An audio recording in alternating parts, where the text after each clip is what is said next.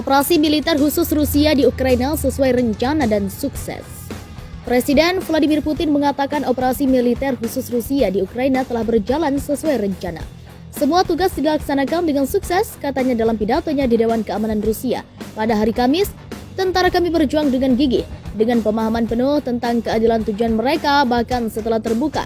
Mereka tetap dalam formasi, mengorbankan diri untuk menyelamatkan rekan dan warga sipil, ujar Putin seperti dikutip Sputnik News Jumat 4 Maret 2022. Menurutnya, pasukan Rusia berusaha untuk mencegah korban sipil di Ukraina. Putin juga mengatakan bahwa milisi nasionalis dan tentara bayaran asing di Ukraina menggunakan warga sipil sebagai tameng manusia. Lebih lanjut, dia menuding militer Ukraina tidak menepati janji untuk memindahkan peralatan militer berat dari pemukiman sipil. Alih-alih memenuhi janji untuk mengeluarkan peralatan ini dari daerah permukiman, dari taman kanak-kanak, rumah sakit, sebaliknya tank, artileri, mortir juga dikerahkan di sana, katanya. Presiden Rusia juga mengatakan bahwa para warga asing disandra di Ukraina, khususnya di antara mereka, ada sekitar 3.179 warga negara India. Neonazi juga menembaki mahasiswa Cina yang berusaha meninggalkan Kharkiv. 2 dari mereka terluka. Saya ulangi, ratusan orang asing berusaha meninggalkan zona perang, tetapi mereka tidak diizinkan melakukannya, tegas Putin. Menurutnya, cara neonazi memperlakukan warga Ukraina lebih buruk. Contoh, tentara Rusia telah menyaksikan para penghuni gedung apartemen digiring ke lantai tengah gedung. Sementara di lantai bawah mereka menerobos jendela dan tembok, memasang alat berat di sana. Di atap dan di lantai atas, senapan mesin di sniper ditempatkan, papar Presiden Putin. Namun, pasukan Rusia telah menyediakan koridor di semua zona konflik tanpa kecuali, menyediakan transportasi sehingga warga sipil, warga negara asing memiliki kesempatan untuk pergi ke tempat yang aman. Sesuatu yang dilarang untuk dilakukan oleh kaum nasionalis, imbu Putin. Pidato Putin datang tak lama setelah juru bicara Kementerian Pertahanan Rusia, Igor Konashenkov, mengatakan bahwa negara-negara barat telah meningkatkan pengiriman tentara kontrak dari perusahaan militer swasta ke Ukraina. Intelijen militer AS juga meluncurkan kampanye besar-besaran guna merekrut kontraktor PMC untuk Ukraina. Presiden Ukraina Volodymyr Zelensky pada gilirannya menyatakan bahwa Ukraina mengharapkan sekitar 16.000 tentara bayaran asing datang dan berjuang untuk negara itu. Menurut perkiraan dari Kementerian Pertahanan Rusia, 200 tentara bayaran Kroasia telah tiba di Ukraina, dengan Inggris, Denmark, Latvia, dan Polandia juga memberikan lampu hijau untuk mengirim tentara bayaran ke sana. Konashenkov mengatakan bahwa tentara asing yang sudah berada di Ukraina melakukan sabotase dan penggerebekan terhadap konvoi peralatan dan pasokan material Rusia, serta pesawat yang melindungi mereka, ujarnya. Invasi Rusia ke Ukraina telah memasuki hari ke-9 pada Jumat 4 Maret 2022.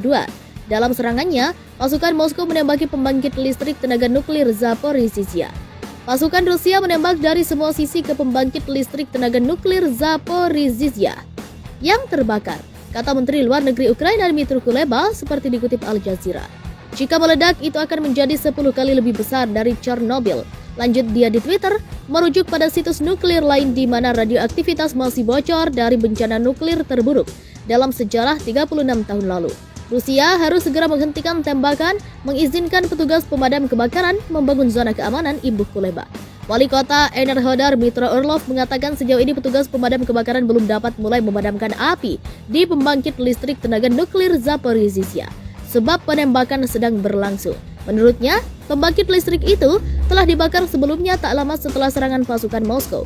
Wali kota itu menambahkan, pembangkit listrik tenaga nuklir Zaporizhzhia merupakan yang terbesar dari jenisnya di Eropa, sebagai akibat dari serangan musuh yang terus-menerus terhadap bangunan dan unit pembangkit listrik tenaga nuklir terbesar di Eropa.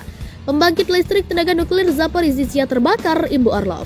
Contoh, tentara Rusia telah menyaksikan para penghuni gedung apartemen digiring ke lantai tengah gedung.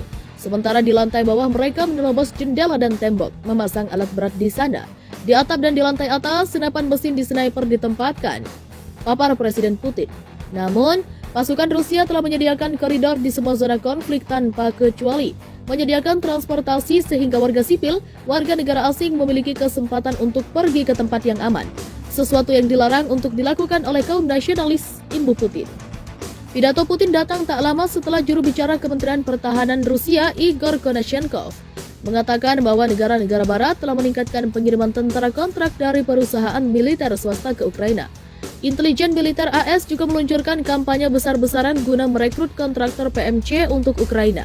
Presiden Ukraina Volodymyr Zelensky pada gilirannya menyatakan bahwa Ukraina mengharapkan sekitar 16.000 tentara bayaran asing datang dan berjuang untuk negara itu.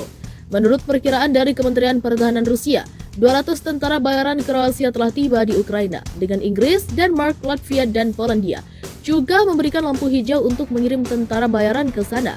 Konashenkov mengatakan bahwa tentara asing yang sudah berada di Ukraina melakukan sabotase dan penggerebekan terhadap konvoi peralatan dan pasokan material Rusia, serta pesawat yang melindungi mereka, ujarnya. Invasi Rusia ke Ukraina telah memasuki hari ke-9 pada Jumat 4 Maret 2022. Dalam serangannya, pasukan Moskow menembaki pembangkit listrik tenaga nuklir Zaporizhzhia. Pasukan Rusia menembak dari semua sisi ke pembangkit listrik tenaga nuklir Zaporizhzhia yang terbakar, kata Menteri Luar Negeri Ukraina Dmytro Kuleba seperti dikutip Al Jazeera. Jika meledak, itu akan menjadi 10 kali lebih besar dari Chernobyl. Lanjut dia di Twitter, merujuk pada situs nuklir lain di mana radioaktivitas masih bocor dari bencana nuklir terburuk dalam sejarah 36 tahun lalu. Rusia harus segera menghentikan tembakan, mengizinkan petugas pemadam kebakaran membangun zona keamanan, imbuh Kuleba. Wali kota Enerhodar Dmytro Orlov mengatakan sejauh ini petugas pemadam kebakaran belum dapat mulai memadamkan api di pembangkit listrik tenaga nuklir Zaporizhzhia, sebab penembakan sedang berlangsung. Menurutnya, pembangkit listrik itu telah dibakar sebelumnya tak lama setelah serangan pasukan Moskow. Wali kota itu menambahkan pembangkit listrik tenaga nuklir Zaporizhzhia merupakan yang terbesar dari jenisnya di Eropa, sebagai akibat dari serangan musuh yang terus-menerus terhadap bangunan dan unit pembangkit listrik tenaga nuklir terbesar di Eropa. Pembangkit listrik tenaga nuklir Zaporizhzhia terbakar, imbuh Orlov.